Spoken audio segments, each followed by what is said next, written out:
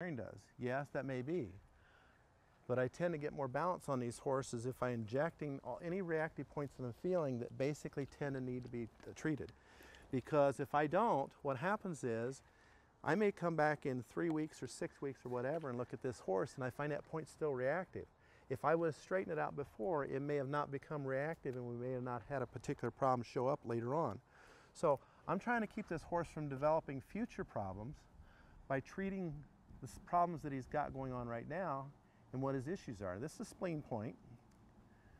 See, this is a point that's very, very tender on him. Check that.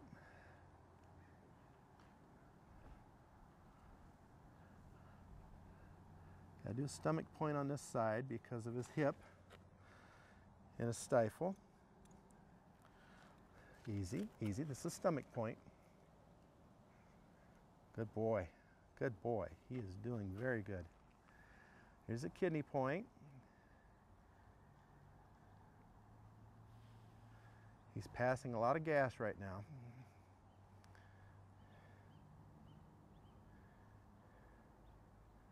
Good boy.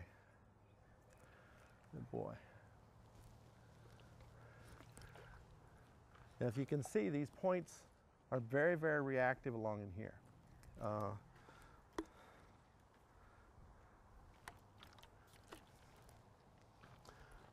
Suzanne, if you want to come here a second, I want you to feel this. Take your hand right here and feel. Tell me what you're feeling right there going on. Oh, it's pulsating? Yes. Yes. Pulsating, that's a lot of movement and a lot of pulsations going on. Basically, there's a lot of blood moving down his back now. Oh, yeah. Yeah. And feels like his heart would be feels like his heart's beating. Exactly, exactly. And because of that, basically, he's moving a lot more blood. So he moves a lot more blood, and his back is going to feel better. Everything's going to feel a lot better. So what we do is, let me treat these last 2 or 3 points here.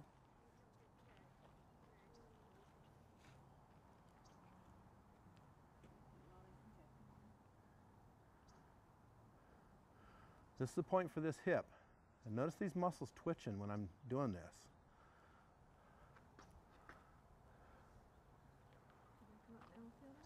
Yeah, you can come up and feel it. Just put your hand right on there and just lay it right there and just feel what's going on. Like right here where you inject. Now, I'm going to show you how dramatic this is on this point right here. I want you to watch this needle here.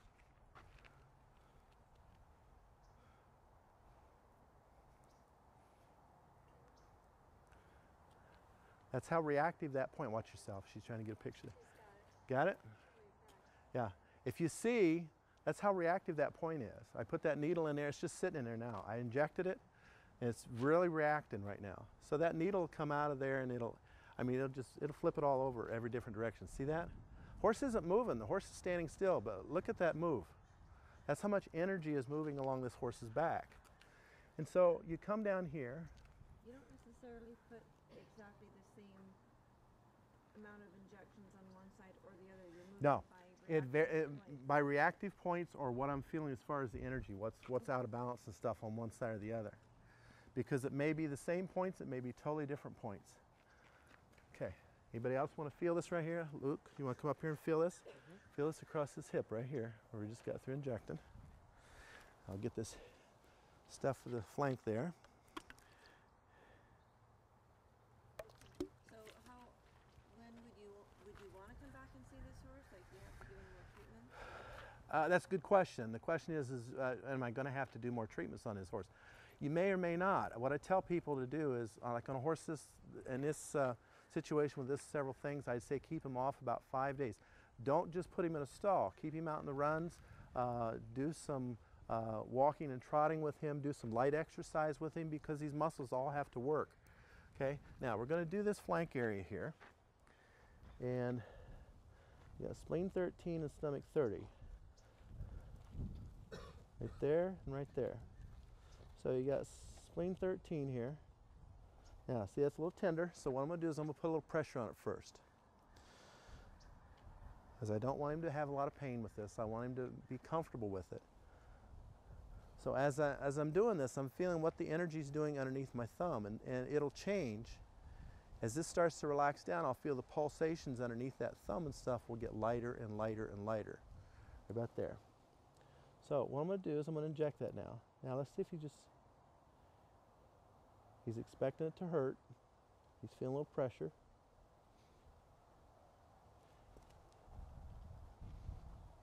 Easy. Easy. Good boy. Now I'm going to show you how reactive this one is. I'm going to leave this needle in here a minute so you can see this.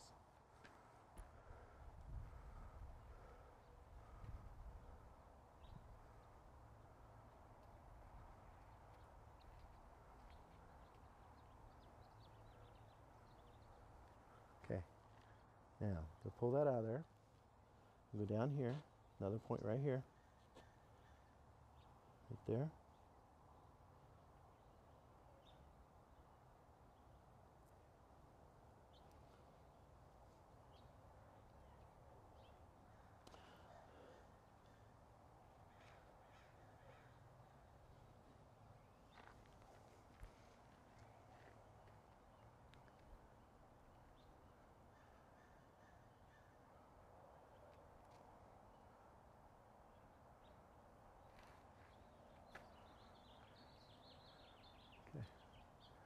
See, that one's not as reactive as what the other point was. And I told you the spleen was a little bit erratic. This was a spleen point, this was a stomach point. Spleen and stomach in Eastern medicine work together. So let me check here because I think we got just a little reaction right here where this back was out. We got 2 points right here. 2 points right there that are reactive. So I'm just going to inject those 2 points, and I think we're probably done with doing any kind of injections on him. And then we'll check and see how everything's doing.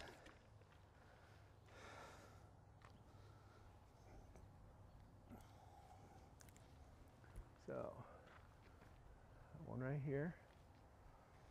So I'm going to put a little acupressure here on this point to get it to relax a little bit.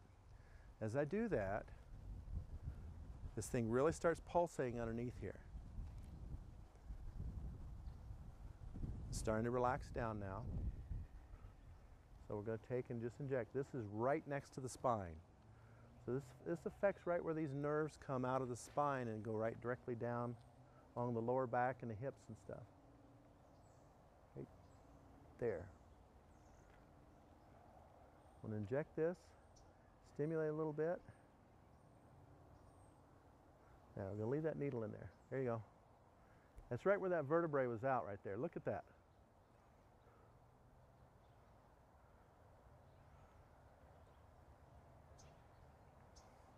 Becomes very dramatic when these animals are showing this type of energy movement and stuff. And as we do this, we're trying to constantly get this energy moving all the time. And the more we can get this energy moving, the better they're going to feel, but also the less problems she's going to have. Less chance of this horse throwing his back out again, his pelvis tilting, his rib out, neck out, whatever. If we can keep him balanced, this horse will do much better and last a lot longer on his treatments. So we got one more point here. Right there. See, I didn't put acupressure. See that? So I want to show you. So I'm going to put a little acupressure on that point. If I'd have tried to inject that and stuff, he'd have jumped and kicked. It hurts. These points do hurt. And so you can't just, and you can use acupuncture needles. Acupuncture is a little smaller than what I'm using. There's nothing wrong with that. The thing is sometimes getting needles into these points are not easy to do because these animals have a lot of pain. So you go in and you just put a little acupressure on it, then come back in. Now he's going to have a bowel movement. We've got stomach and everything working pretty good now.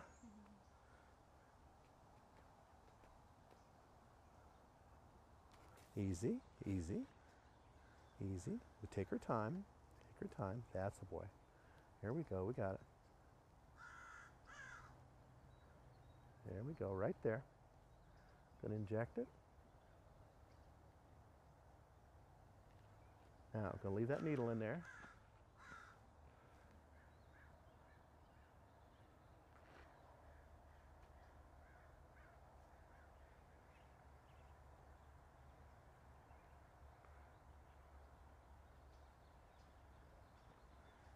I've had some horses where I've done electrostimulation on. where you put a needle in and you use electrostimulation on them. And some of these needles sometimes can be 4 to 6 inches long.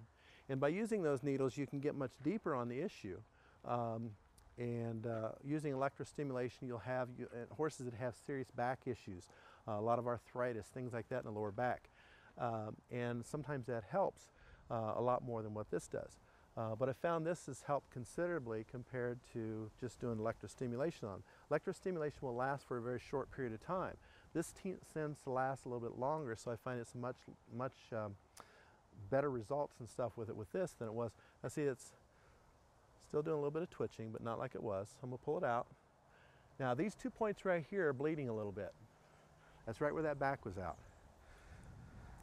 And we're gonna let them bleed a little bit because that's what they need to do. Now let's take a look at the gums and the tongue. Look how pink the gums are and look how pink the tongue is. His gums were almost white before and his tongue was very lavender. His gums are very pink now, his tongue is very pink. The saliva, there's no stickiness to his saliva. Actually, his saliva is very wet. So let's see what his pulses are like here.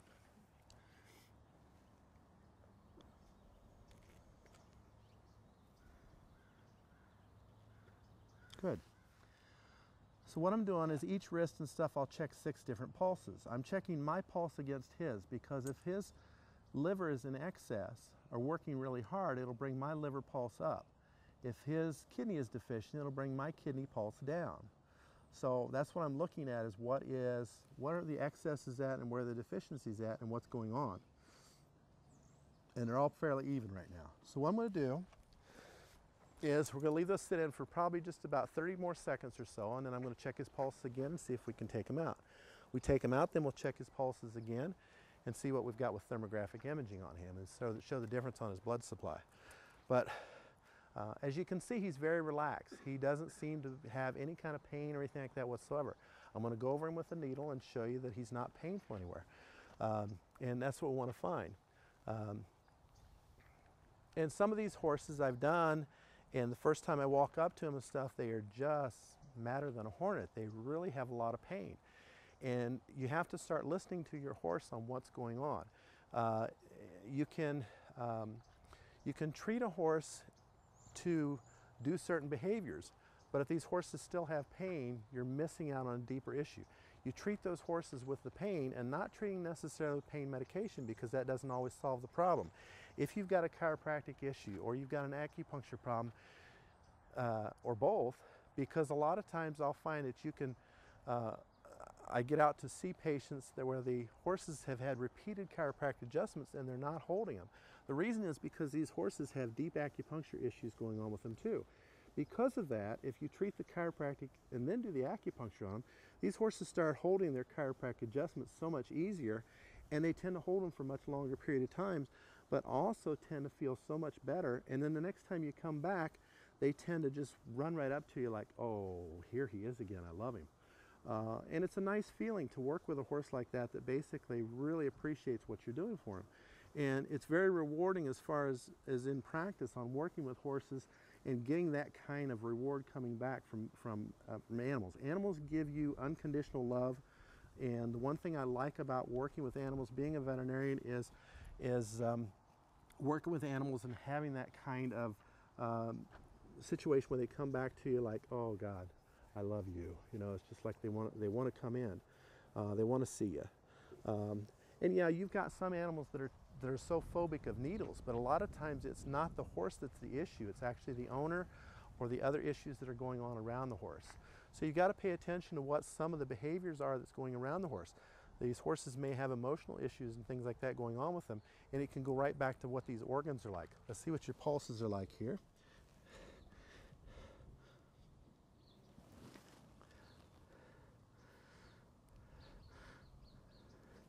Now if you see, he's standing fairly square, standing pretty good. There we go. Okay, so we're going to start taking some needles out on him now. As we take the needles out, there is a pattern to taking the needles out. I want to take them out in the order that I put them in. So what happens is I'm going to take the front ones out first. Reach down, pull them out. and see if that point's going to bleed.